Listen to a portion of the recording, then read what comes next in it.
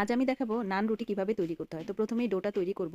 তো আপনারা এখানে 3 কাপ পরিমাণ ময়দা নিবেন, নিয়ে নিবেন অথবা আটা নিবেন।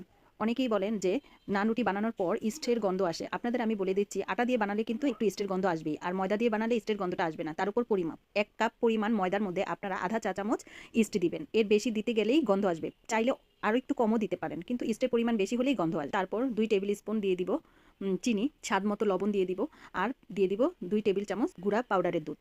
তারপর এর মধ্যে দিয়ে দিব 1 টেবিল চামচের মতো সয়াবিন তেল। এবার মিশ্রণগুলো একটু ভালো করে মাখিয়ে নেব। তারপর কুসুম গরম পানি দিয়ে আমি ময়দাটা ময়ান করব। ময়ান করার পর যখন হয়ে যাবে, এই ডোটার মধ্যে আবার একটু তেল দিয়ে আমি ঢেকে রাখবো আধা ঘন্টার জন্য। আধা ঘন্টা পর এভাবে ময়দাটা ফুলে আসবে। ময়দাটা এভাবে ফুলে আসলে আপনারা এটাকে এবার 3 কাপ ময়দা দিয়ে আমার 6টা নান রুটি হবে।